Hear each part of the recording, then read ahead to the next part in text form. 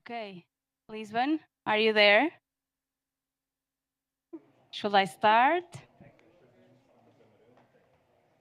Go ahead, Maria. Okay, great. Thank you. Thank you, João. Thank you. So, welcome to our Above and Beyond Hangouts number 37. If you did it not see, when you arrive here, you actually have with Pedro Talaya a one-stop shop bank, let's say. He was helping you understand better what the legal definition of startup can do, can help you grow, or how it can help you grow your startup. So if you didn't go there, please go there, ask your questions, and get to know all about that. So today, we will uncover how official startup status recognition shapes credibility, funding, and corporate partnerships.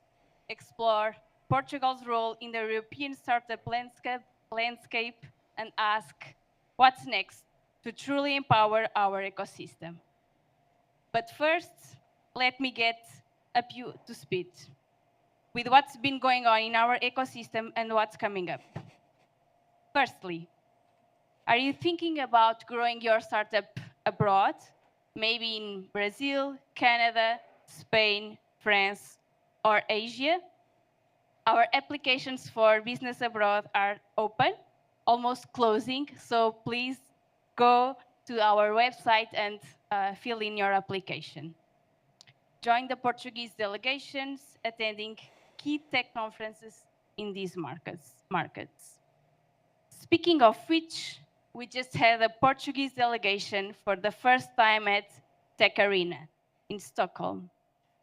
And as we speak, we are closing up our participation in Web Summit Qatar.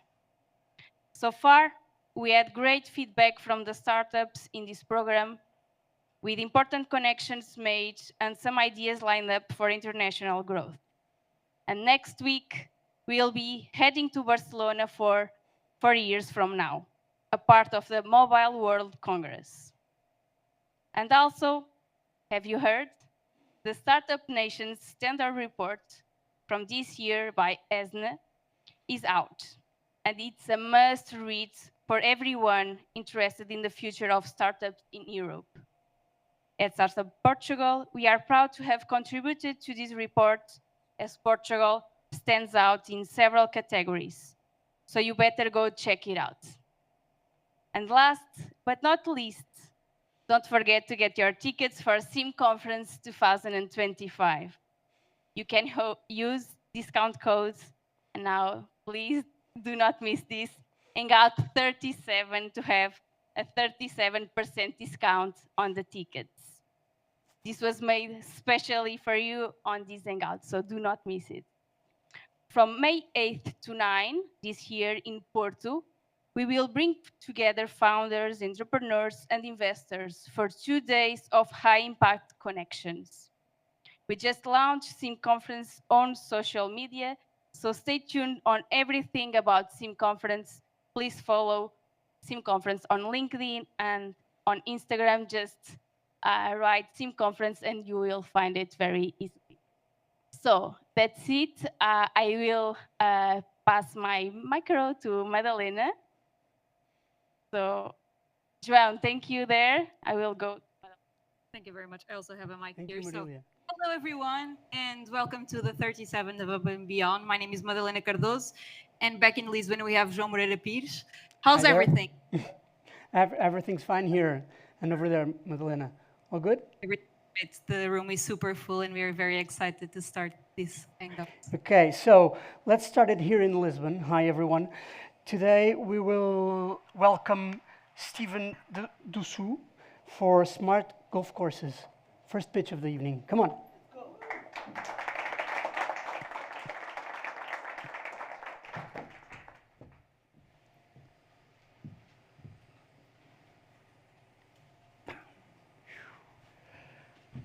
Golf.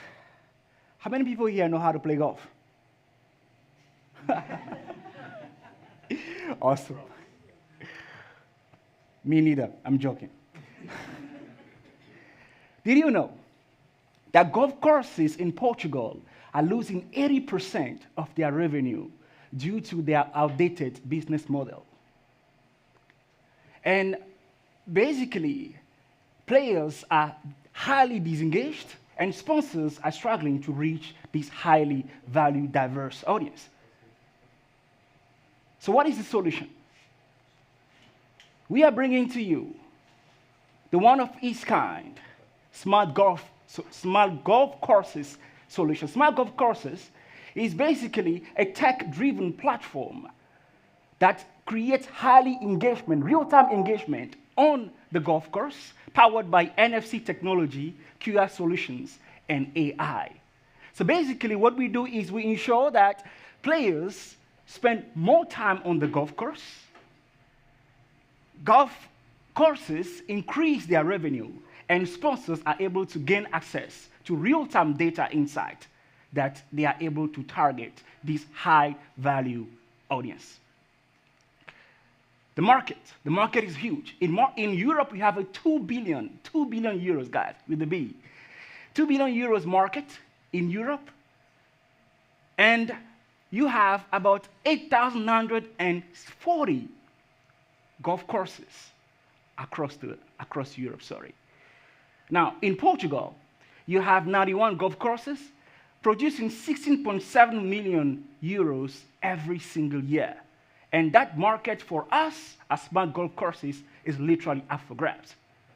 So what we are doing, we're not just ensuring that we bring the tech, we're excited, but we are actually creating what we call a smart revenue machine by ensuring that golf courses increase their revenue by increasing their membership, by ensuring that players are very much engaged and excited about what they are playing using our technology, NFC, QR solution, and the AI.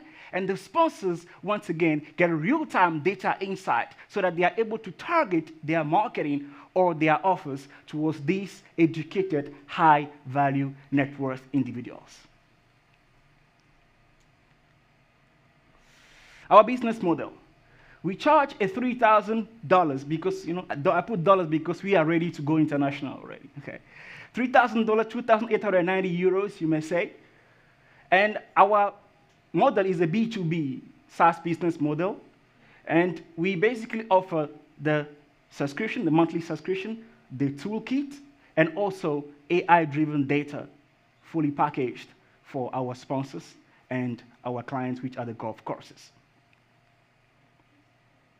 We already have 2 contract signs with 2 major players, One Hills and Santo Estevão. They are actually very prominent players within the Portuguese ecosystem of golf. What are we looking for?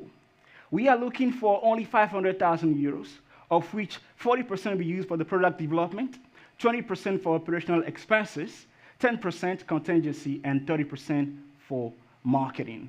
Our plan is boldly that by the end of this year, we are able to conquer the Portuguese market, enter the European market, and set foot in America. So with your support, ladies and gentlemen, with your knowledge, with your expertise, and with a little bit of your money, we hope that we can go into a niche that basically everyone here or some people here don't know much about. But through our technology, we can all get to discover golf and make something exciting about it. Thank you very much.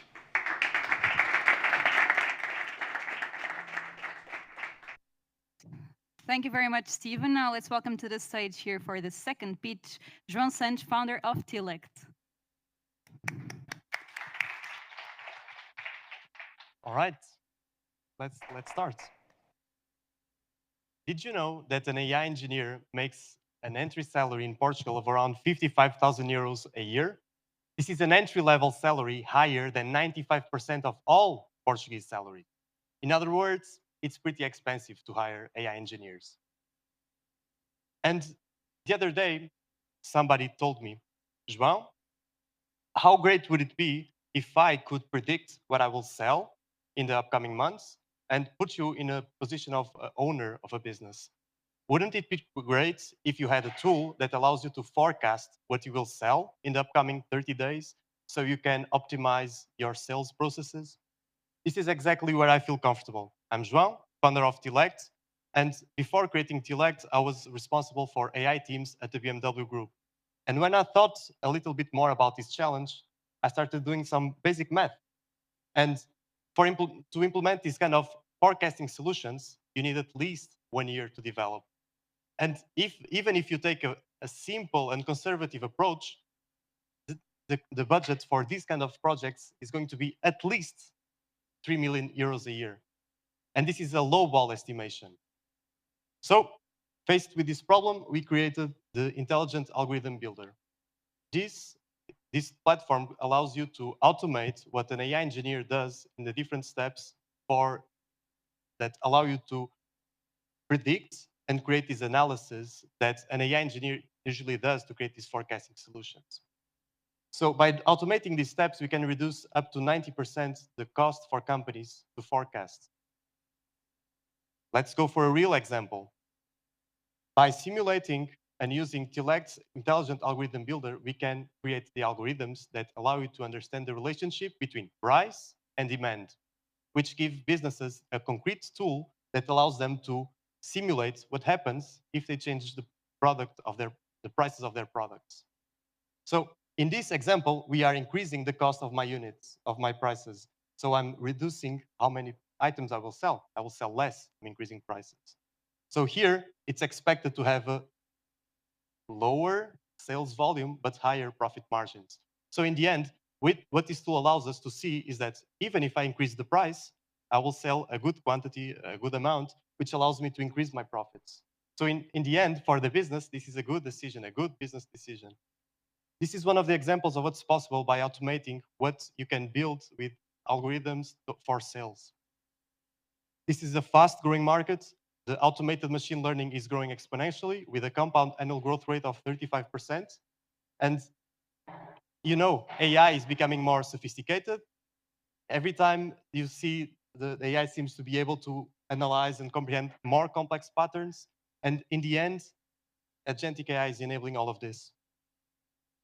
We have three main advantages. We are reducing the cost. So companies are willing to pay tens of millions of euros per year to have these forecasting solutions. But with this solution, where we are automating the process to forecast, it's accessible to a lot of businesses. So we are massifying the access to these tools. It's fully private. It can be deployed on premise, and it's easy to use. There is no steep curves. You don't need specialized AI engineers to use Tillect's Intelligent Algorithm Builder because it does everything by its own. We are a team of 5. We met in university. We went on our professional paths, and now we are together to build Tillect.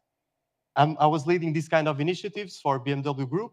David builds worldwide logistic platforms. Philip and Amadeus bring flexibility to the team. They are full stack. And then we have our math guy, Simão. He's great. He even won math competitions when he was younger. So in short, this is Tillect. If you are curious to know more, just reach out. Thank you.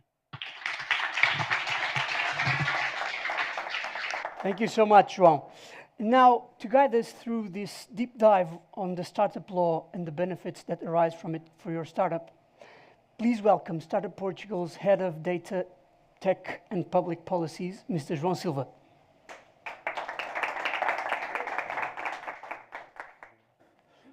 Hello, it's great to see a lot of founders and ecosystem players in the room. My name is João. I'm here to moderate this discussion, but I would like to make a brief introduction before we go to the panel. Today we are in a very interesting moment in Europe. Europe is finally looking at startups as a way to go further as a continent in our economy. And this year we'll have Europe scale up and startup strategy. So it's important that we align in the vision that we want for the future. Portugal is taking a step here. We already have a definition of startup since 2023. We are building the recognition process and promoting it here at Startup Portugal. This is a way that we can know exactly what a startup is, how can we direct specifically tax and benefits for them, and even protect them when new regulations comes along. So what we are trying to do here from Portugal and present it as an example to Europe is we have a definition, we can say exactly what the startup is, we can measure it, we can know how many employees they have, how many income they bring for the economy.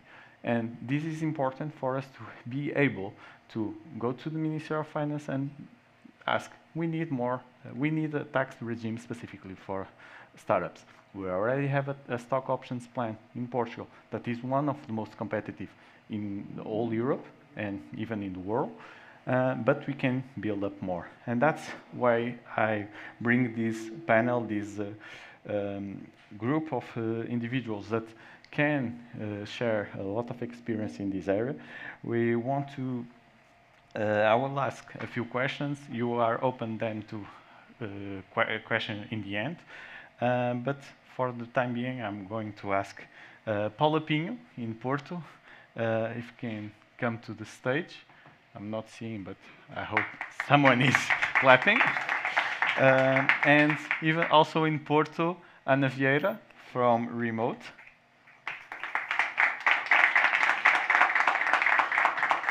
And here with me in Portugal, in Lisbon, in Portugal too, Andrés Bem, member of the board of advisors of ESNA. Well, let's sit. Oh, sorry. Is everything all right in Porto? I'm with Portugal. Yeah. Ana, Portugal is the same. Ana, Paula. Perfect. All good. All good? Okay, let's go ahead. And I'll start here with André.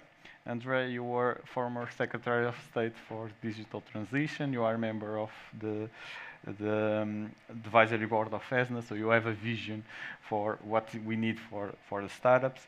With your experience in policy making, how does having a clear startup definition improve how we can collect the data, run better fiscal policies, and why is this such critical for Portugal and benefits for founders that and policymakers having a definition? How can this help everyone to be more aligned? Thank you, João. A lot of questions. Hello, everyone. I want to greet also the members of the panel in Porto and all the audience there, and also greet Startup for Portugal for this 37th edition of this Hangout session. It's incredible. I was part of it on the very first session 3 years ago when we launched this initiative, and we tried to frame it as a comprehensive strategy on entrepreneurship for Portugal to raise the bar in terms of ambition. And it's good to see after 3 years that they were able to keep the pace and keep these hot topics on the agenda, so that we were able to promote this community and share the insights. Going back to your questions, I do think that it's absolutely crucial to have a definition. When we think as a strategy, and this idea of having a definition, in fact, resulted from the reflection we made internally and at the European level on how to increase and raise the bar in terms of the vision and the ambition we wanted for Europe. It was clear that we all agree that startups are absolutely critical to change the economy pattern and the model of the economy in Portugal. And for that, we need to positively discriminate startups. So to discriminate something, even to give them additional benefits, we need to know who they are. In 2019, when we started the office at the time, we went through the list of startups in Portugal, and we were surprised to see that, for example, Vodafone was still there, which obviously wasn't for no longer and for quite a while a startup. So it was obvious that there was a kind of contamination of data sources. The data quality wasn't at the level that we needed, and we couldn't frame and tailor-made an approach on startups if we don't have a definition and if we don't treat this category of companies in the right way. So I think I welcome a lot the efforts that startup did in this period to approve in 2023 this new regime.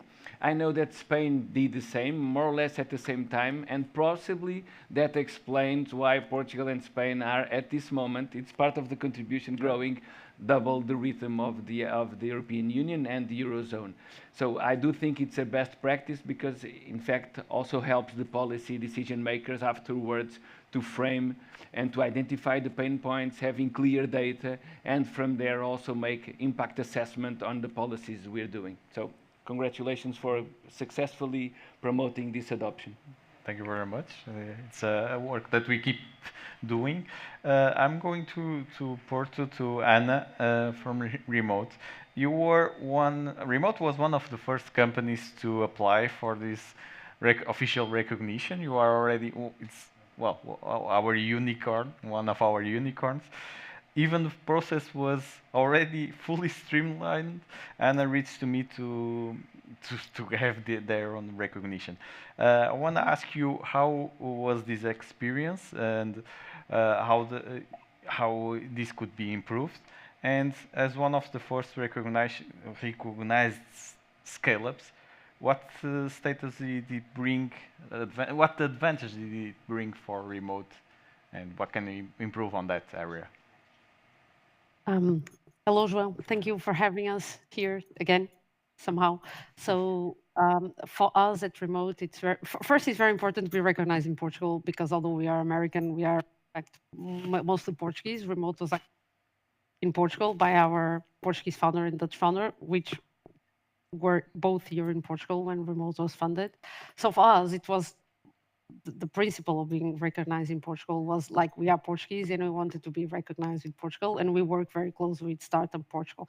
This is the Portuguese DNA part. The second part is that being recognized, we understood at a certain point that would grant us several benefits, mainly related to the tax part, that would be crucial when allowing some of our employees accessing to specific tax regimes, namely the stock options ones. And that was the critical point that we needed to have, because being an American entity at the top of the level, we do grant stock options right and left, and having clarity on how to tax them was an important part of it. And therefore, I reached out to João when we did not have a system yet and said, hey, João, maybe we have something to solve. I went to Lisbon at the time, and we solved it, which is something very Portuguese, right? You don't have a system, but you find one. And but this is also something that you are Portuguese, you know how these things work. It's very difficult to pass these outside the country, because having a system is usually better for when investment comes. They map the systems, so it's important to have a system and to recognize one. Of course, our conversation was drawn very, very early in the beginning, but I think now the system is much more developed and mapped, and the mapping and recognizing the risks and incorporating them into whatever is the investment is crucial for the companies to come and to actually invest in Portugal. Thank you very much. Paula, you work for KPMG, so you work a lot with big companies, and working with large corporations and startups. From your experience, how this improves the credibility dealing with investors and partners, even in these tax incentives? Do you see any improvements for startups that are already recognized, and how do your clients, big corporates, look at this? Okay, thank you so much, João, once again for this invite. It's a pleasure to be here. Please, on can behalf you? of KPMG. Is this We okay? are not. No, Okay. yeah. Now better? Yes. Okay. So once again, thank you, João, for the invite. It's really nice to be here with you again, and also to join this panel. And I will try to address the better possible our perspective and our insights in this topic. So firstly, indeed, Startup Portugal has a strong hand in addressing this recognition, and I believe that most of the gains that will be obtained from the recognitions are being pushed by Startup Portugal, and very well. And of course, it's difficult not to recognize that there's a value in terms of credibility that these recognitions brings to the startups. Also, in the perspective that the corporates see from the startups, they want to get together with them, because from what we have seen, there's a an increase intention to the corporate companies to be more close to the startups as a way of boosting also their innovation and to enlarge their R&D and innovation strategy through external resources. So all of these recognitions that you are able to sustain in terms of entities that are willing to invest in R&D and to boost and internationalization processes and innovations are very well recognized in the market and also being valued by the corporates. It's also necessary to point out that in terms of what are the opportunities that are available, we cannot forget that we are talking about a recent law. We are talking about a law that was brought to the market in 2023, although all the work that was addressed by Startup Portugal started very previously to that official date. But as of today, we can see already that many measures are trying to address this recognition as one of the access and eligibility conditions. For instance, you have the measures that were sent to the market last week, and specifically requires some of those requires the official recognition to be obtained as a startup for you to be qualifying for the voucher that is being made available. The call is yet to be launched, but expected to be very soon. And also just to address just a bit more that this is all being aligned with the European compass that was also presented by Ursula about a month ago. And that is the startup ecosystem is critical for Europe to reinforce the autonomy of our community and to address what are the challenges that we are facing in terms of geopolitical and some instability in terms of worldwide economy. Okay, thank you very much. I want to highlight two things of you said. One of them, okay, this is definition, this recognition part is like a first step for other benefits that already exist and some that are actually being built at this moment. And this part of the European Union, the compass, Ursula von der Leyen has presented 1 month ago, and probably they will present this strategy for scale-ups and startups by, they'd say, June, in June. So there are a lot of things going on at the moment, and being recognized as a startup in Portugal will allow you to have fast track in some of the deeds, because Europe will have this in some way or another. So it's one of the things I wanted to highlight in this time. I would move to a second phase of questions, more looking forward, and actually here I would like to ask also Andre. Because last week, ESNA, the Europe Startup Nations Alliance, launched a report on the Startup Nations report, and this report highlights 8 standards that were defined in 2021, and Portugal has actually a great implementation. We have implemented 70% of these areas, and we have the best ranked in stock options and access to finance, stock options, digital first principle, and fast startup creation. So my question is already made. You already know it. So go ahead. And how this is important to Portugal, and this is important. We are taking a lead in this area. So what is your view on that? I think it would be interesting to understand from the audience how many of you have heard about ESNA, the Europe Startup Nations Alliance. Please raise the hand if you heard about it. Well, because three here in Lisbon, in Porto. How many hands? We cannot see it. Did you hear about ESNA in Porto? We can. It's 2. 2? Okay. I think it's important to give a little bit of context about this structure. In fact, it resulted from the Portuguese presidency of the European Union Council. And the idea in our reflection was, how can we make it tangible, the value created by this European ecosystem? We know that our main challenge is the fragmentation. We have, in fact, not one single market, but 27 national legal systems and national markets. And the idea to create this integrated single market was to have concrete, tangible data that would allow us to explain to the decision makers at the highest level the importance of this sector.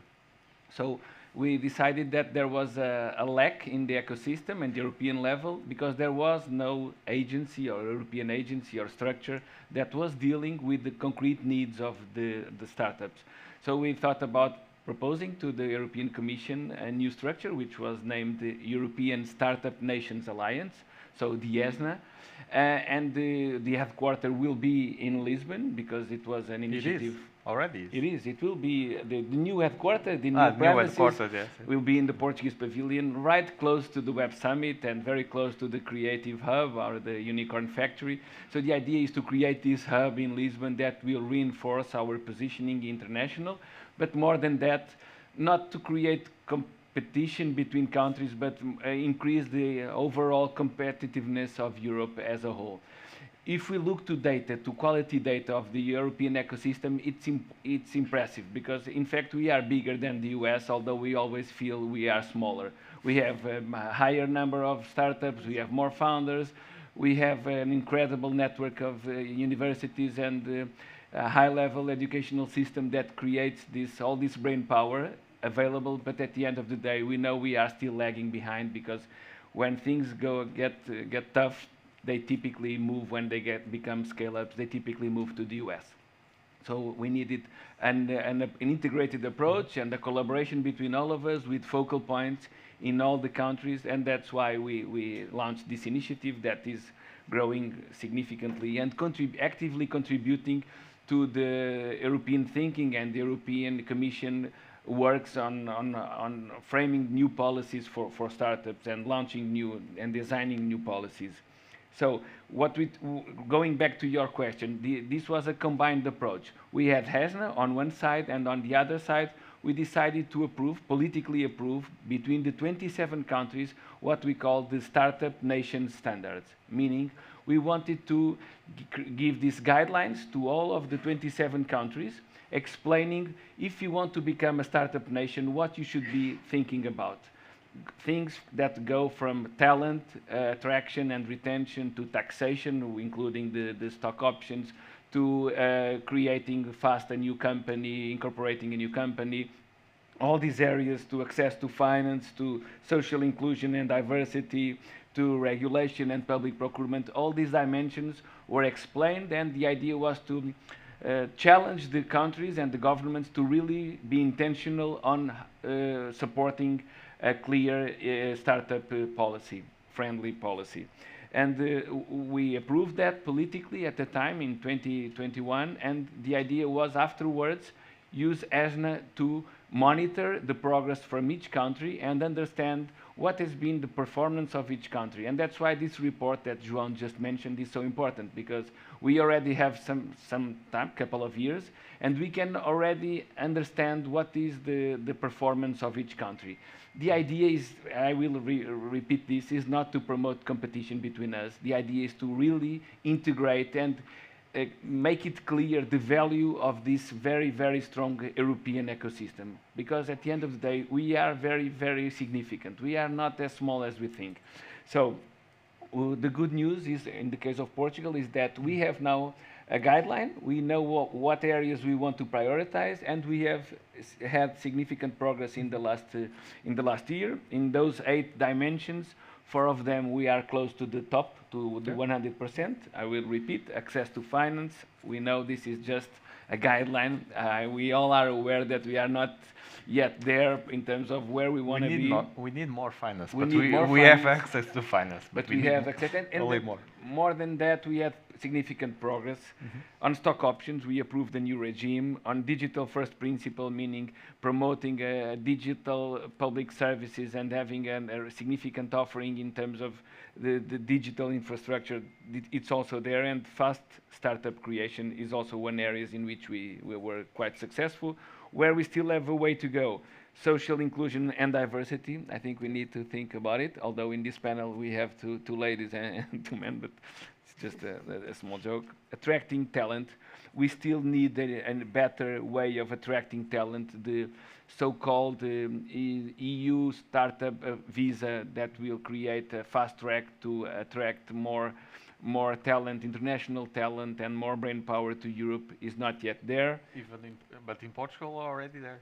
Yeah, we do have, but it's not yet but we need 50% achievement, attainment. No, but the tech visa in Portugal it already exists. One of Yeah, the no, things no, you're right. we need to promote it. Yeah. It's in Europe. We need to improve in terms of public procurement, make sure that the public entities are really looking into all the potential of startups. And finally, on regulation, we need smarter regulation, although we have also done some significant progress. I think as overall. No, it's very interesting to also to mention that, well, we in our business abroad missions, last week we were in Stockholm at Tech Arena, and we are actually half of our team in Qatar at the moment at Web Summit Qatar. But one of the things I saw in Stockholm is talking up with the Swedish. They have the same problems as we have in Portugal. Some of the problems we already have solutions. Other ones they have solutions. So it's good to have this connection between countries to also raise up the level in each one, and that's what ESNA actually is aiming to do. But keeping these things about the future policies that we are aiming to, and I'll go back to Paula in Porto again. Beyond the credibility, the benefits in this future, in this policy you already have, what can we see for the future the best practice you see from other ecosystems that Portugal could adopt to make the environment even more startup friendly? Do you have an opinion on that?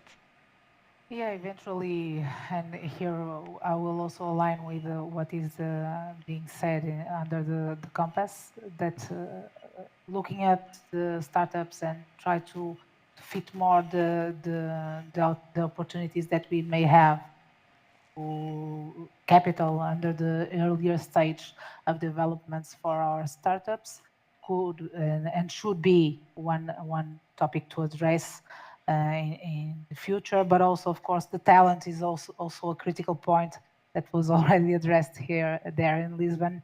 The talent is always critical, and to ensure how we can, through the talent, through mentoring more the startups, ensure that we will give and reinforce what is the vision also that, and I will address the vision of corporate entities. How they will rely also in their partnerships with startups, because as you may imagine, most of the corporates also address a challenge that how to overcome what they see to be a partnership that in some cases can be more riskier than partnering with a more established company. But then they address another challenge that typically startups are more challenging and in terms of R&D, innovation, and they bring a new perspective always to the market. And it's important not to let them demotivate under their strategy, because indeed the startups may be a very good way for boosting all the innovation strategy in the European markets. And of course, what was said in Lisbon is also true, that we have to ensure that there's a consistency also in what is the approach that is being undertaken by Portugal, but also in Spain. And to all these measures should be jointly evaluated. Portugal is already well positioned in this stage, but to address also market opportunities that for startups, we should not close our market to Portugal, but address it at least at an European scale. And that should be only possible when we are addressing opportunities also in a European scale. That will only be possible with consistent measures along the European unit. Okay. Well, we are trying to get this alignment with Europe, but we are actually we have to look to what we have in Portugal and try to attract more. I would like to ask Anna, because remote is present in a lot of countries, so remote does allow you to expand your team for different countries. So Anna sees a lot of different policies in a lot of countries. So what can we have? What can we create in Portugal that could be a game changer and improve us here in Portugal from your experience with other countries? Well, I do see a lot of countries in a lot of regions. If we do make a comparison between the United States and Europe, the first thing you'll see is that the level of courage, if you want to call it courage, of investing or starting your own business or even not working with an employment agreement is completely different. Like most of the employees we have in the US will more likely than not be contractors because they don't want to be something else and they don't want to be something else. When you come to Europe, you have employment agreements. Everyone wants to have the stability of having an employment agreement around an employer, having social security contributions. And sometimes what I feel comparing the countries, not even going to Asia and Africa and South America, it's the audacity to invest. It's very different. And it's exactly because what we've been discussing until now, it's because the European Union, it's still very small in its aggregator, small in the way of early steps of aggregating the investments and allowing elders, youngers, whatever age, whatever part of areas of investment, of wanting to invest and not being afraid to invest. And this happens because you have different policies across different countries. Even if you have international or European directives, each of the countries will implement its own law. Stock options is that one example, in which Portugal did a wonderful work because our stock option law is in fact very, very nice. Only the Spanish, I don't like to say this, but they have a better one or more competitive one. But we really did a good job. And I really do think that the European Union as a whole is doing a very good job in getting better, but we still need to do more. We still need to tell the youngsters, the elders, that it's okay to invest. It's okay to not have an employment agreement and still having. I'm not saying everyone to get resigned today. It's not what I'm saying. It's just sometimes it's good not to be afraid because probably or more likely than not things will be well. And this is what you see in the US. It's this audacity. It can be meaning several things in the moments we are in, but let's assume it's audacity, which in Europe you still lack a little bit. And this is the part I like about Portugal, because I do see this happening. It's not only because it's a nice country and because it's sun, it's because it's not raining most of the times, and because we do have nice tax regimes, not only the stock options, but all the NHR, that still applies. But this is critical because I do see movements from the US or from other parts of the world to Portugal and to Spain, the south of Europe, less pointed. And this is critical to carry on being like this. But we need an agreement within the European Union because what you have now, it's like different laws, different mindsets. And when you see it from the broad, as I was saying in the very early beginning, it's, well, this is weird. Sometimes not having guidance becomes, okay, then I need to be careful. Let me just go to the places that I know. And it's not only the US, you also had the Brexit. So Europe, or the European continent, EU, had a wonderful opportunity to attract investment. Even from London, for example. So these critical moments that the countries are living now, it's crucial for unity. And this unity that the European Union is now putting in place, it needs to carry on. So I think we are doing a very good job on making it happen. I think we just need to not let it die. No, I think it actually is. We are in the right time for it. It's like Europe finally is aligning on a strategy for startups. So it's like for the first time we have a startup commissioner in the European Commission. So it's something that is on their heads, and what I believe it's like we need to foster this unity. The part of the mindset of investment, well, that I think will take longer because it's a mindset where we are more conservative in terms of investment. It's normal. It will take a few generations to change it, but it's actually something we should promote. But I think we are right now. We are on the moment to make a change on the policy, on the strategy, because it's the right moment. I'll go just, we don't have much time, so I'll go just one question to all. Let's try to define what could be one truly important policy that I will take you to the end, Andre. You already have experience on that, so I'll ask the ladies in Porto. What could be one specific measure that you would like to implement to improve this ecosystem? What could you, if you have the power to do it right now, what would be a policy to truly accelerate Porto's startup ecosystem? Paula, I will. Paula. Difficult to consider only a measure. Okay, João.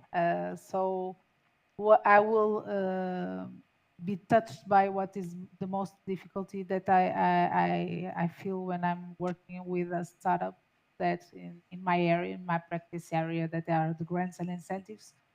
They are generally more uncomfortable, is that the opportunities are very heavy in terms of administrative and bureaucracies procedures. Of course, we could talk about the weight that the tax also represents to the companies that are starting their business, but mostly one of the main constraints also in the growth of early stage startups are indeed the administrative procedures that could be more light in the initial stage of the business, and in all not only in terms of what is the business ongoing business, but also in terms of getting opportunities to invest and get funds for their investment. Okay. Anna. Well, I'm a tax person, right? So I think there are two parts of it from what I see. No taxes for startups. No taxes. I didn't say it, so it was not on me. I just started. Two things. On my other life, a long time ago, I remember I was helping an organization of a company, and we were working with Portugal, UK, Austria, and Denmark. So for Austria, we had to have the person selling the company flying there to recognize the signatures in front of a notary. In the UK, the PDF was okay. In Denmark, they didn't need anything. And so I remember calling my colleagues at the time in Denmark, in Copenhagen, and I asked them, are you sure this is okay? And they replied to me, Anna, we abolished bureaucracy a long time ago. And this was on my other life, so a long time ago. So they did that a long time ago already. So this is crucial to use Paula's words to make the process more simple for anyone. Let's imagine a youngster or an elder that wants to invest and start their own job. Can be really complex with everything they need to take into, even the submissions of bookkeepings, even the ES that they need to submit on the 15th of July. I don't know if anyone has already had the experience. Lovely. It's difficult. And it's not difficult because it's technical. It's difficult because it's difficult to manage the system to submit it. And this type of like small things that still exist, they really need to be abolished, because you are not going to attract investment with that. Because you do have other countries, neighbors, that have systems that are more simple, and they happen to be here, and they also have some.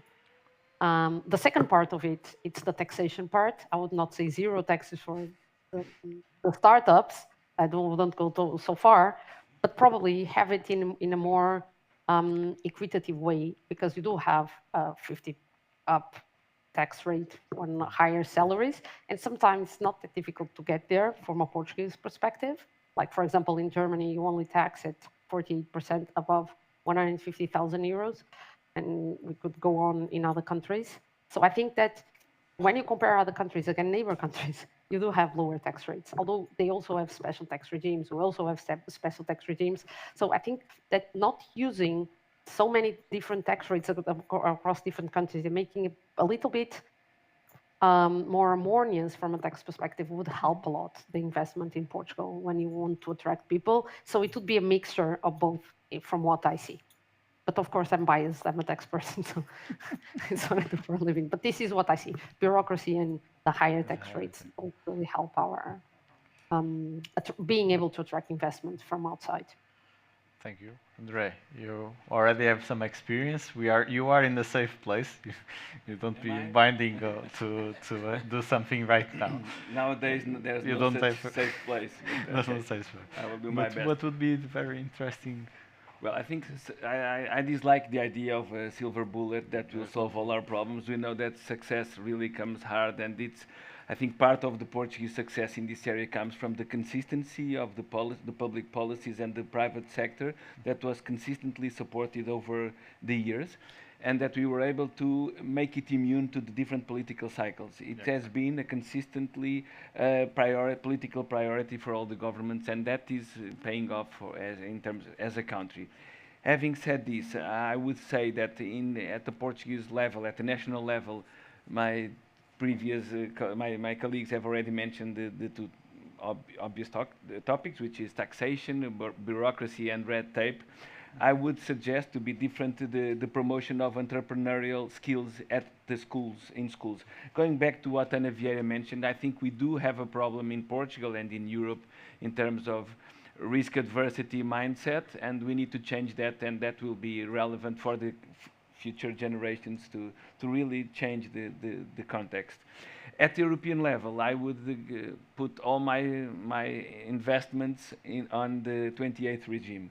I think we definitely need to go back to what they just mentioned, which is the fragmentation of markets, and to contribute to this idea of an integrated single market. We need a supranational level and legal system that will allow a company to be created fast, recognized by all the 27 jurisdictions, and that will cover automatically all and solve these problems: taxation, access to talent, visas, whatever, all those dimensions. So 28th regime as soon as possible, please. Well, there's a lot of going on conversations. I think it's actually to be presented by the end of this year. So let's see what's coming on that. But yes, that's one of the things that could unite Europe for startups to be more easy to scale between the whole continent. ESNA is organizing next week in Brussels exactly a workshop to discuss this and to submit to the European Commission and to the 27 governments of the EU a proposal on this topic. That's something that is going on. I know that I'm the moderator, but I'll have just one answer to this. Like you mentioned the part of the academic skills for entrepreneurship. I think that's one important mindset that we still have in Portugal. That I saw very different in the US when they are doing their masters, doing their doctors. Every thesis has the innovation part and has coupulated with a business model. They have to create the business model when they are getting their PhD and their master. So that shifts the mindset. So I'm not only creating an innovation, not only getting this for my own academic background. I'm doing this also with a mindset, how can I sell this after? So and this is one of the reasons they have a lot of startups coming out of universities. Even Berkeley, Stanford are always competing between themselves who has more founders. So I think this is one of the things we are actually trying to make this in Portugal too. We have a university ranking launching every year, and this is one of the things we try to poke the universities to have these mindsets also for startups. Well, we don't have much time. I will ask if there's any question in the audience to put for. I'll ask someone in Porto if could help me. If is there any question? Don't be shy. Well, don't be shy. I see here one in Porto. I see one in Lisbon here. No, you have to make the mic for them to hear you in Porto. Oh, still on? Can they hear me? Yeah, one moment, please.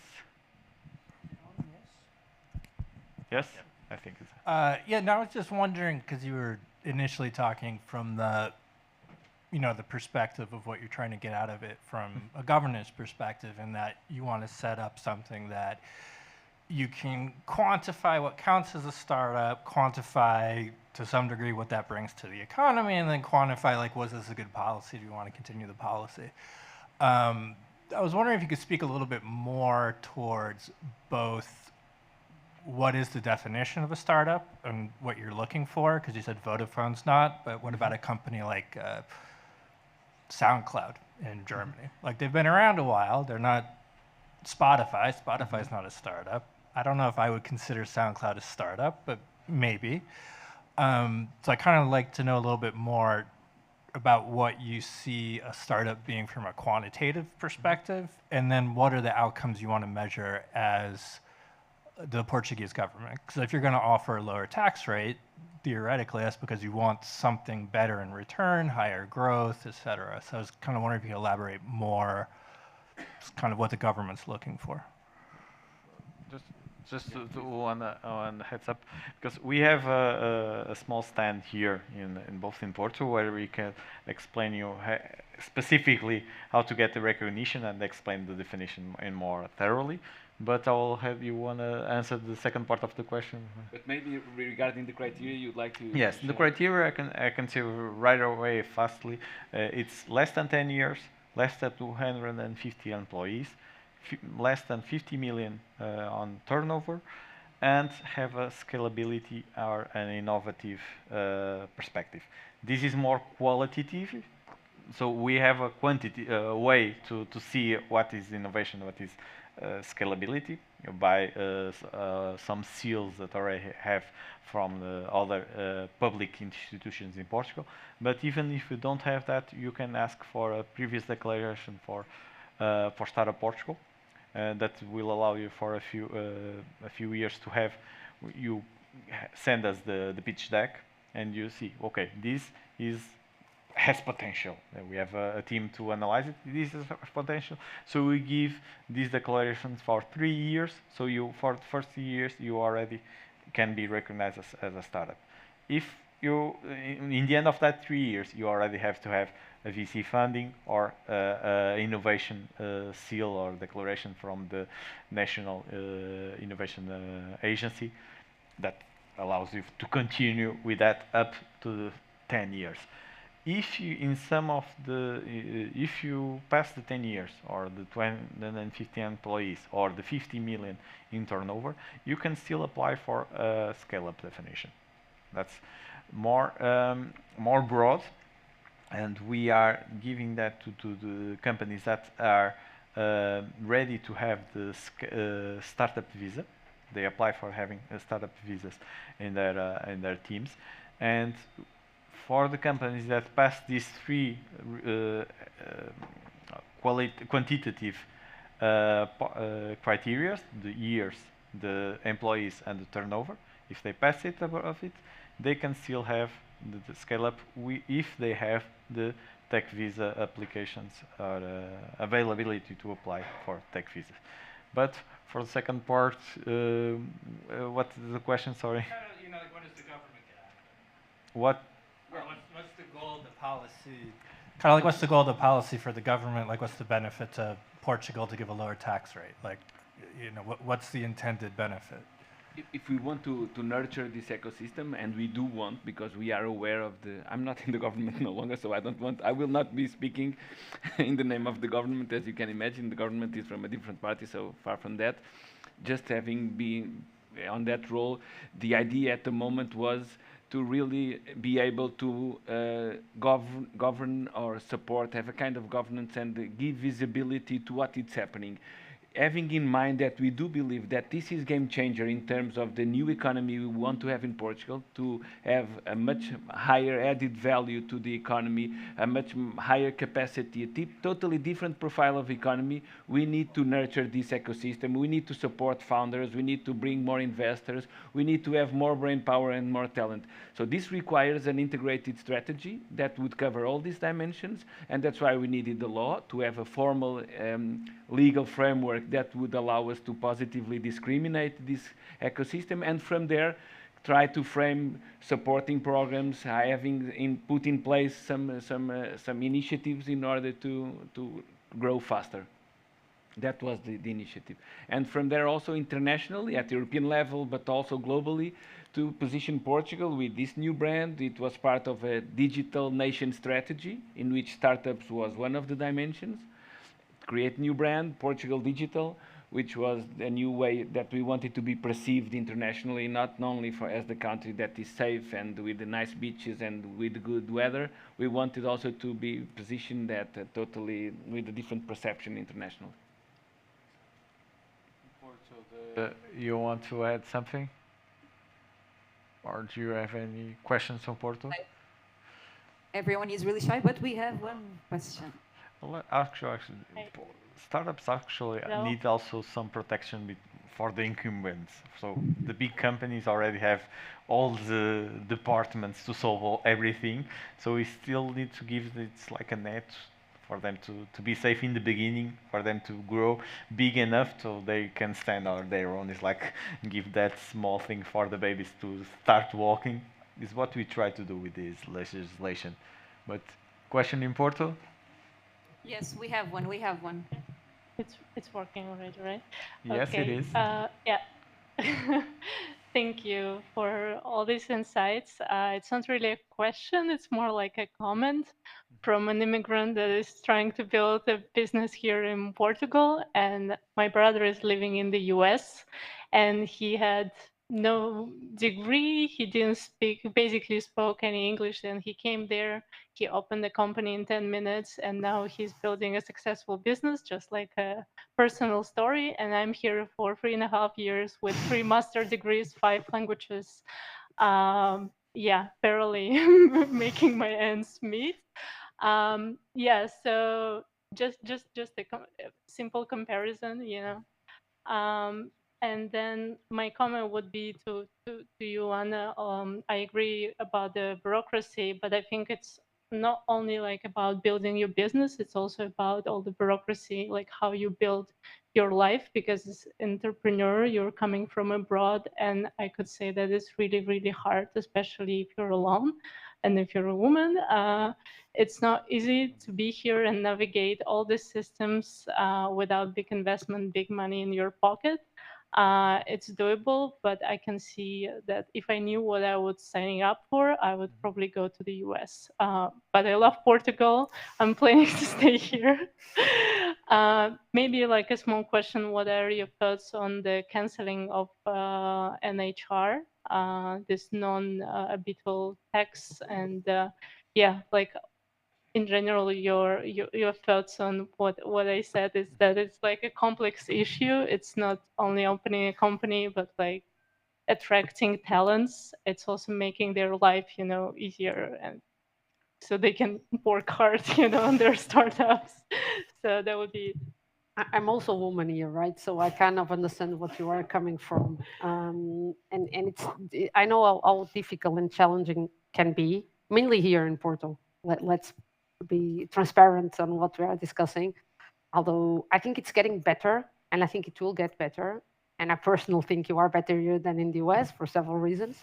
But I am Portuguese, so I do speak the language, and although I also speak 5, yeah. The point being that Portugal, although being extremely touristical for investments and for, let's put it, real life doing, it's very recent for the country. So the learning path is still very big. It's getting smaller. It's getting better, definitely. I see it, or I think we see it. Yeah. I think everyone sees it. But it has a room to grow that is quite big. I think like anything we do in Portugal, we'll catch the pace quite quickly, but we still need to do it. And this bureaucracy and difficult way of doing things is also in our DNA. We also like to have these difficult things of doing things, but we need to move past it. Otherwise, we won't be remaining as competitive as other countries. And I really like that you are here because I do think you'll be having very good things. The NHR, how complex it is, it's just a part of being Portuguese because most of the applications are actually approved. But you need to have a very difficult regime that then I need to present to my clients and say, oh, we have these and these, you need to do A, B, and C. We had a table in the past. But most of the things were actually passed.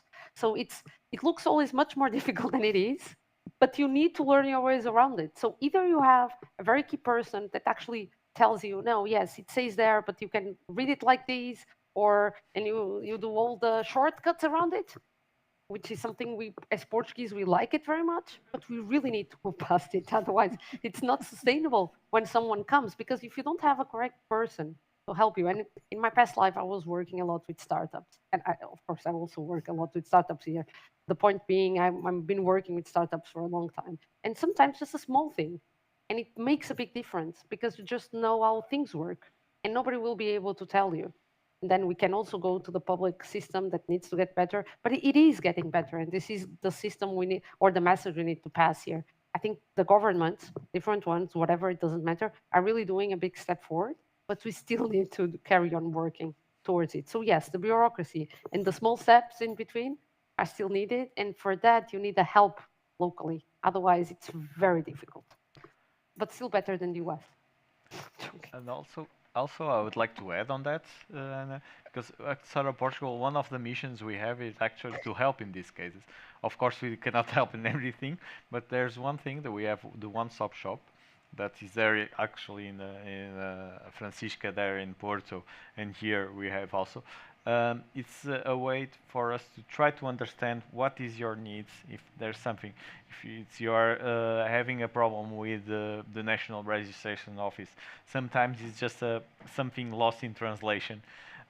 Reach to us through the one-stop shop, and we will be able to help you, try to help you or direct you to the best way to solve your problems.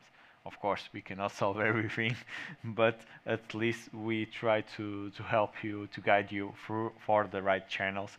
And if it's something lost in translation, believe me, there's a lot of things that actually are lost in translation. We can support you on that. Just adding that specifically on this topic around the migration, easy way of doing things. We know that US is not that simple. We have also a lot of people that we all know that try to start their activities in the US, and it's far from simple. It's getting worse, and so I would advise, if you are facing or considering that option, please see all the picture, not only the specific US immigration requirements, which are tough, but also the entire European way of life, which that's probably the reason why you are still in Porto and not in Delaware, because as a whole, it's really, really better. I'm sure you feel much happier here than in Delaware, but otherwise you would be there. Thank you for choosing Portugal. And other dimensions, the tolerance, the safety, the security. I think all those elements, we cannot just compare the easy of doing business that obviously because of all the background in the US case, it's a fact. But I think not only things are changing for the worse, but we need to see the entire picture, and Portuguese offer is quite interesting. But yes. Yeah. Well, you are in Porto, so you can eat my favorite dish, francesinha. So please don't eat it here in Lisbon. So, is there any other questions? I see one here in Lisbon on the back. Thank you. My name is Eduardo. I come from Lexigi, an international law firm. And I just wanted to pitch a little bit on this last topic of the support and the actual legal support to navigate the very intricate bureaucratic system, not only in Portugal, but in the neighbor countries as well. And I want to like to hear from Andre on how do you see the law field in Portugal, now I'm mixed up as well, adapting to best serve not only investors but talents as well coming to Portugal as digital nomads, for instance, and on this transformation on how the legal field is adapting to best serve and respond to this rapidly changing niche presented to the legal support we have available. I think I got it right from what I understood from your question. The feedback I get from the market is that there are very professional law firms providing a very professional service to the newcomers or to the digital natives, and so they are really a very good part of the solution and a good response whenever you have to face this kind of bureaucracy. It's not exactly the same bringing a new company or incorporating a new company or being an immigrant trying to move to Portugal by yourself. So whenever you reach to the level of hiring professional services from a professional company, obviously things get much easier. But the feedback I get is that the market is quite well served in terms of offering those kind of services, and that's the feedback I get. There are several companies in the market doing a very good job on that part. Of course, the changes in the legislation and the end of the non-habitual residency regime, the end of golden visa, all that is somehow affecting the easiness of moving to Portugal. That's the feedback I also get. But anyway, there are some bypasses, some alternatives available in the law that really create the conditions for people to come to Portugal in a significantly easy way. Well, okay, that's why we have time for one more question. Thank you so much. 2 times I heard that the NHR ended, and indeed a new scheme is available, that is the so-called NHR 2.0. And I think it's relevant to highlight, especially to our fellow expat from Porto, that the regime is still available.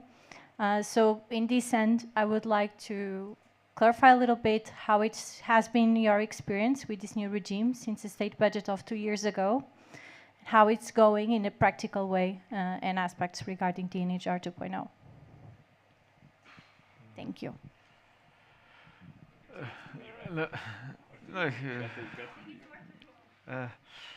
Well, I'm not sure how to answer that question. So how this the new HR could help?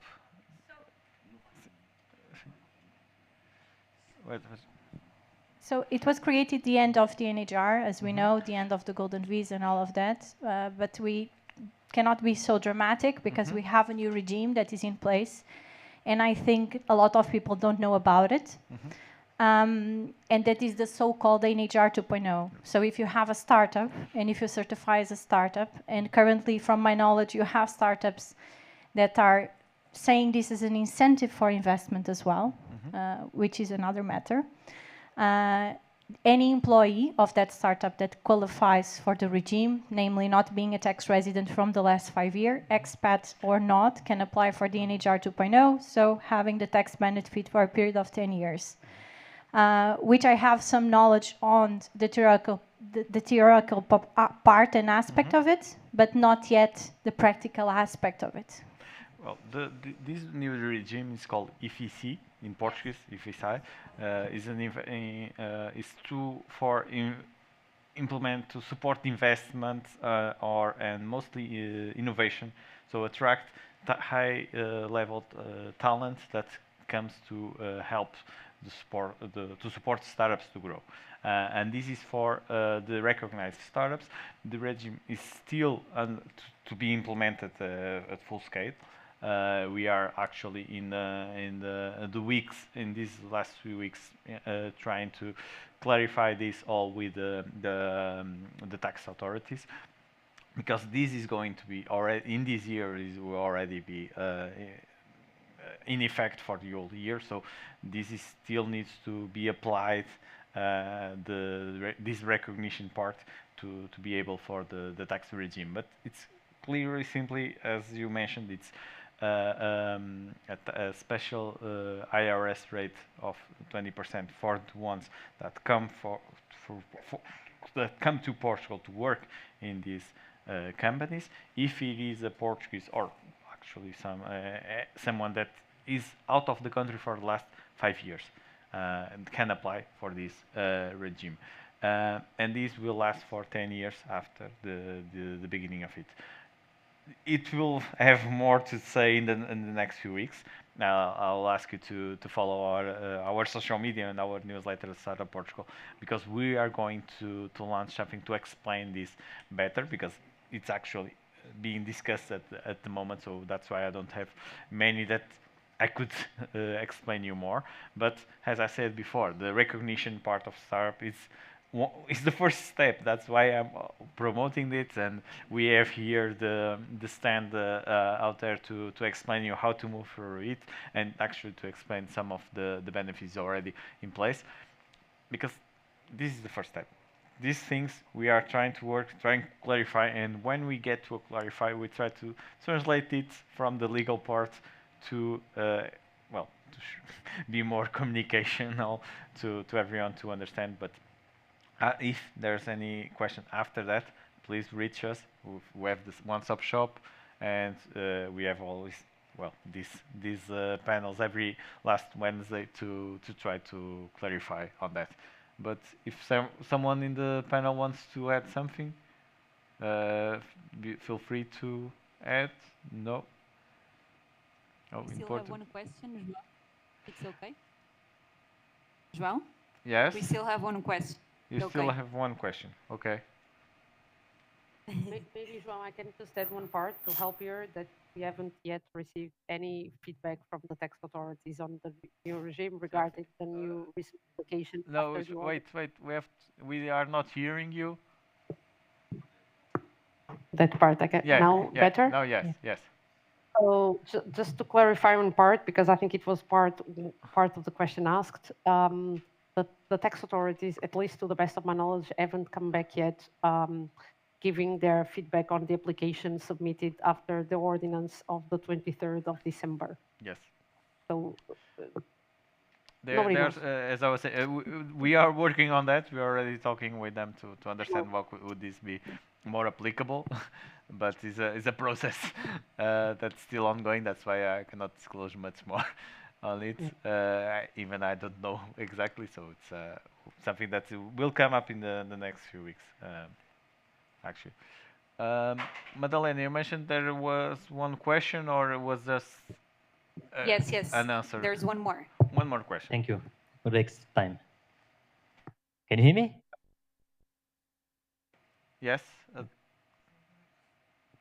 Yeah. Actually, I'm also immigrant, just to making equal. And I was in Ireland before. I'm Brazilian, but and even good beers, but I still love much francesinhas, as you can see by my shape.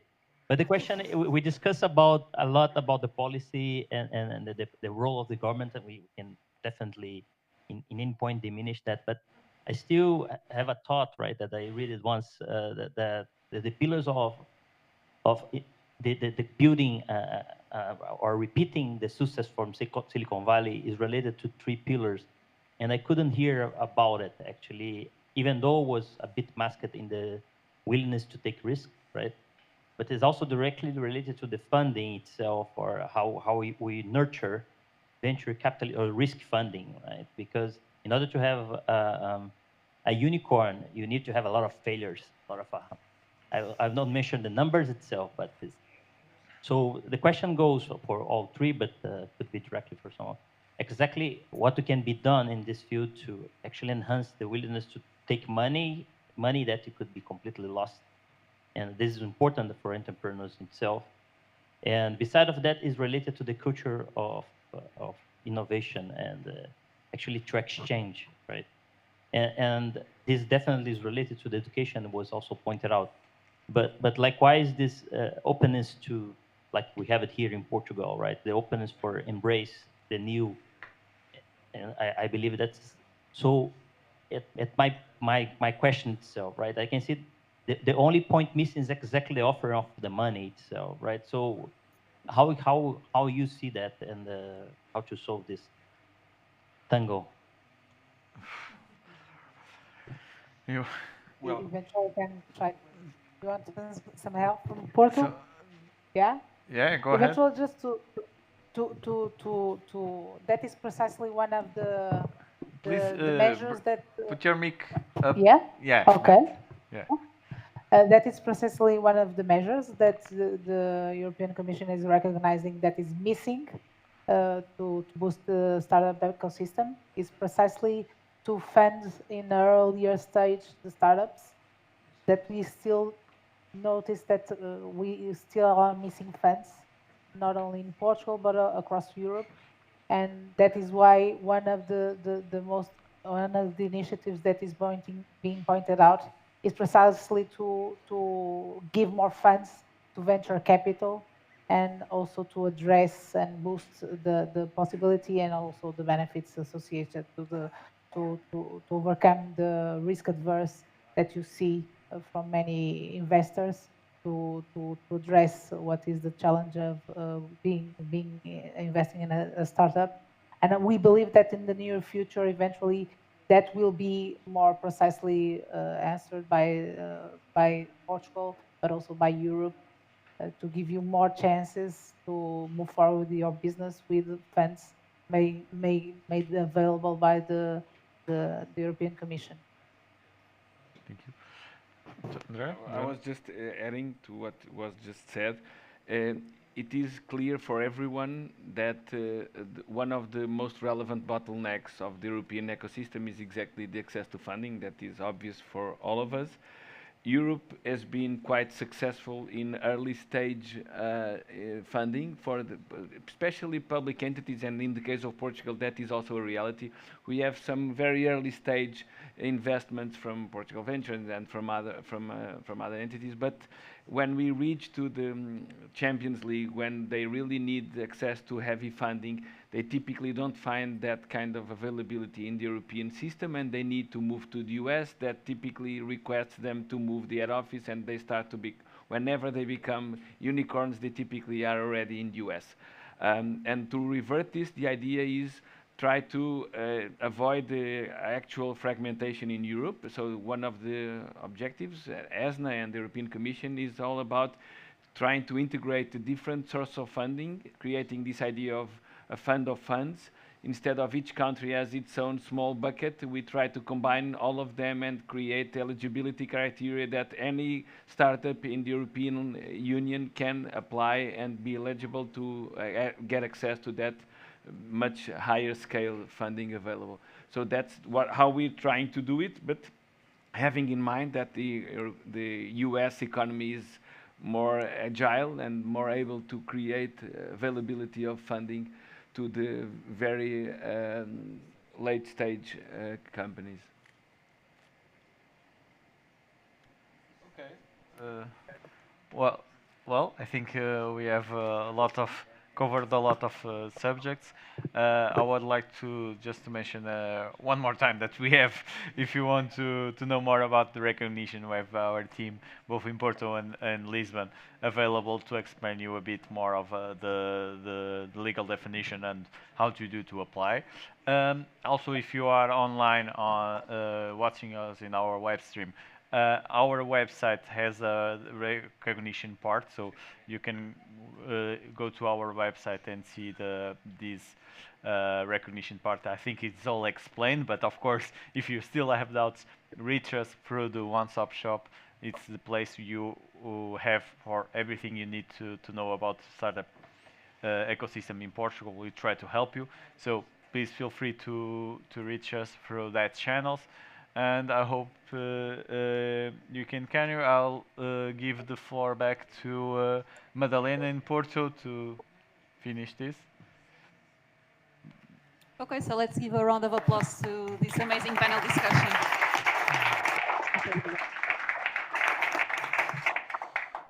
So before finishing the hangout, one last reminder. João has said it, Marilia has said it, but let's say it again. We have our colleagues from Data and Tech team here available to answer all your questions regarding recognition. So if you have any questions, feel free to pop them all the questions you have. And also, I would like to remind you that because this is Hangout number 37, we have a discount code for SIM Conference. If you still don't know what it is, it's an amazing conference that connects startups and investors. So make sure to access simconf.com and use our discount code. It will be available for a really short time. And back to you, João. Thank you so much, Madalena. Thank you all for this evening. Before we close, let me just share Startup Portugal's gratitude for the partners that make these events possible. So I ask you to kindly applaud Investors Portugal, Ferroviário, 351 Portuguese Startup Community, UP Tech, The House, Porto City Council, Sograp, and Superboc Group. Subscribe to our newsletter and see you again next month. Let's network.